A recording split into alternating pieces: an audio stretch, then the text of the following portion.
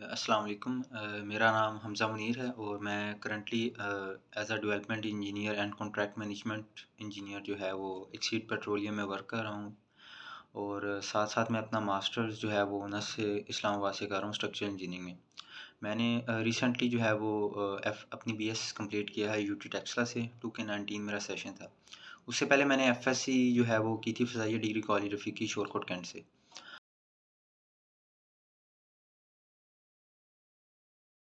सबसे पहली चीज़ जो मुझे जिसने मतलब इंस्पायर किया कि मैं सिविल इंजीनियरिंग को चूज़ करूँ, वो मेरा एक मतलब फैमिली बैकग्राउंड था कि फैमिली में मेरे सिविल इंजीनियर्स थे, मेरे पापा थे, मेरे कज़न थे और उसके अलावा कुछ फ्रेंड्स थे।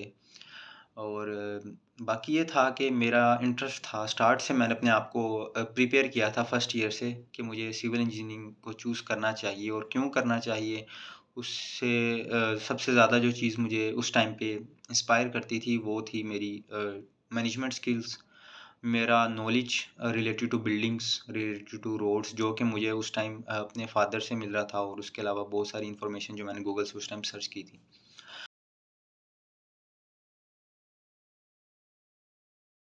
आपको अगर चूज़ करना है as a civil engineer as a profession in the next life in coming years after your graduation, तो सबसे पहली चीज़ आपको एफएससी की जो रिक्वायरमेंट है ना आपकी, कि एफएससी के कौन से सब्जेक्ट्स में आपको इम्प्रूवमेंट चाहिए बीएससी के लिए।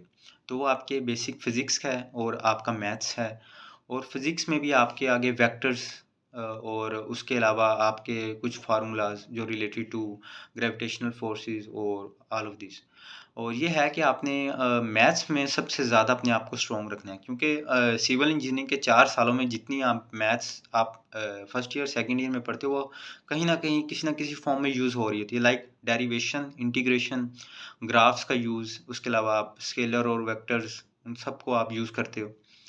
और एक और चीज़ जो है वो आपने माइंड में रखनी है कि अगर आप बीएस के लिए जो है अपना एक करियर पाथवे बना रहे हो, तो अपनी यूनिवर्सिटी आपने जो चूज़ करनी है उसके बारे में इन्फॉर्मेशन, उसका एडमिशन क्राइटेरिया क्या है, उसके अलावा उसमें एडमिशन लेने के लिए आपको कौन-कौन से बेसिक जो है पहले सब्जेक्ट्स को इम्प्रूव करना पड़ेगा। लाइक स्टूडेंट्स एनईटी देते हैं, स्टूडेंट्स ईकैट देते हैं, स्टूडेंट्स जीके का टेस्ट देते हैं, बट वो उस लिहाज से प्रिपेयर नहीं कर पाते। एकेडमिकली जिस तरह वो ये समझते हैं कि जिस तरह एक हम एग्ज़ाम देते हैं ना एफएससी का, तो वो उस तरह प्रिपेयर करते हैं उसको।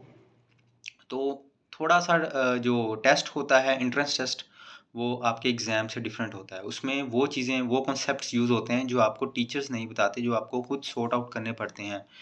फ़ॉर्मूलाज़ की प्रैक्टिस करनी पड़ती है, उसमें मॉडिफ़िकेशंस करके आपको देखना पड़ता है कि अगर ये फ़ॉर्मूला इस तरह का है, अगर मैं इसको थोड़ा और मॉडिफ़ाई करता हूँ, तो ये चीज़ बन जाएगी।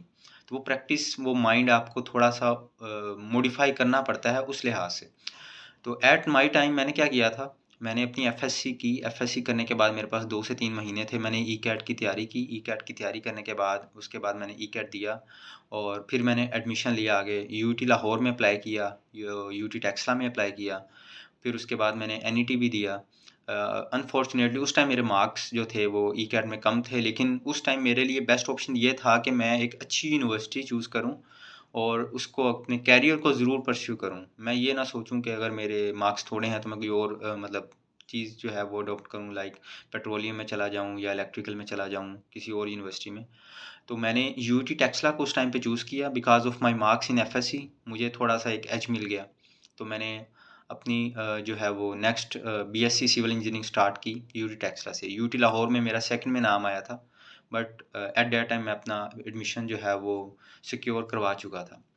इन माई 4 इयर्स ऑफ यूटी टेक्सला, जो चीज़ें मुझे लगता है कि स्टूडेंट्स को एफएससी वाले को बीएससी में चाहिए होती हैं, वो उसकी बेसिक मैथ स्किल्स, कैलकुलस, उसके अलावा उसका अलजेब्रा और उसके अलावा उसकी स्केलर्स एंड वेक्टर्स, उसकी क्वांटिफिकेशन, हर चीज़।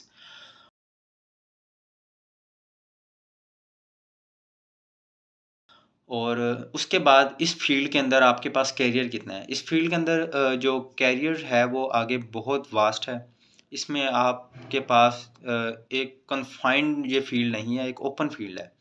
मार्केट प्लेस इसके बहुत ज़्यादा हैं। आपके पास सिर्फ़ कंस्ट्रक्शन इंडस्ट्री नहीं है, आपके पास जैसे मैं अभी एज़ डेवलपमेंट इंजीनियर वर्क कर रहा हूँ एक्सिड पेट्रोलियम में, तो मेरा कॉन्ट्रैक्ट मैनेजमेंट का ज़्यादा वर्क है, जो कि थोड़ा बहुत सिविल इंजीनियरिंग से रिलेटेड है, थोड़ा बहुत आपका कॉन्ट्रैक्ट से रिलेटेड है, थोड़ा बहुत लॉ से रिलेटेड है, तो आपको सब कुछ करना पड़ता है। But the basic thing is आपको सबसे पहले अपनी डिग्री की रिक्वायरमेंट आपकी पूरी होनी चाहिए।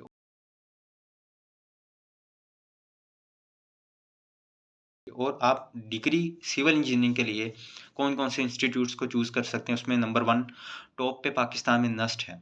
नस्ट इस्लामाबाद आपको बीएस सिविल इंजीनियरिंग सबसे बेस्ट करवाता है पूरे पाकिस्तान में।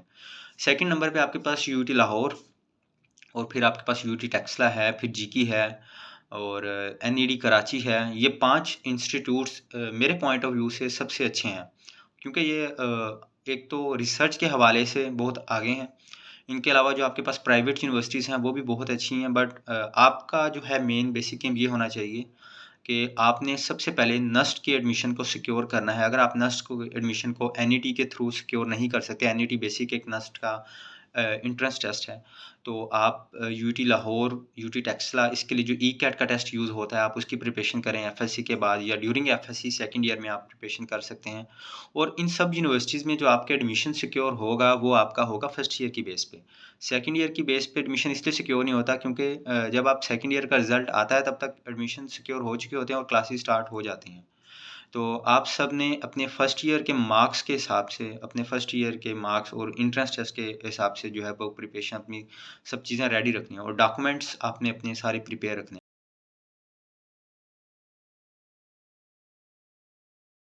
इस फील्ड में आपको बहुत ज़्यादा अपॉर्च्युनिटीज़ मिलती हैं, गवर्नमेंट जॉब्स हैं, प्राइवेट जॉब्स हैं। गवर्नमेंट जॉब्स में एसडीओज़ की जॉब हैं, एग्ज़ीक्यूटिव इंजीनियर की हैं, पीडब्ल्यूडी डिपार्टमेंट है, वापडा है, नेस्पाक है और उसके अलावा लेस्को है और एफडीए है, एलडीए है। बहुत ज़्यादा मतलब डिपार्टमेंट्स गवर्नमेंट के हैं। प्राइवेट सेक्टर्स में आपके पास बहुत सारी कंस्ट्रक्शन कंपनीज़ हैं जो as a client, as a consultant और एज़ अ कॉन्ट्रैक्टर वर्क कर रही हैं पूरे पाकिस्तान में। वो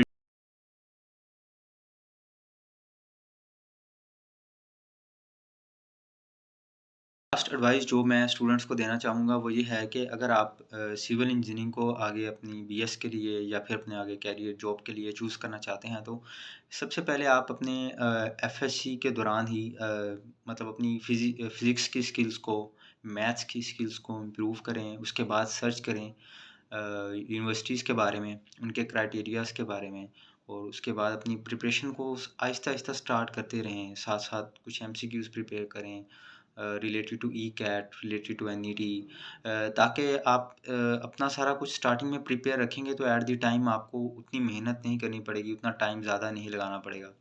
तो आपका एडमिशन ईज़िली सिक्योर हो जाएगा। और इसके अलावा ये है कि अगर आपने सिविल को आगे चूज़ करना है तो उसके लिए आप अपना पाथवे पहले बना के रखें कि आपने कौन-कौन सी यूनिवर्सिटी सेलेक्ट करनी है। हर यूनिवर्सिटी में अप्लाई करना ज़रूरी नहीं है, लेकिन ये है कि कुछ स्पेसिफ़िक यूनिवर्सिटीज़ लाइक यूईटीज़ और उसके अलावा नस्ट हो गई और एनईडी कराची हो गई है कि अगर कोई स्टूडेंट कराची या सिंध साइड से है तो नस्ट और एनईडी में ज़रूर अप्लाई करे। Thank you.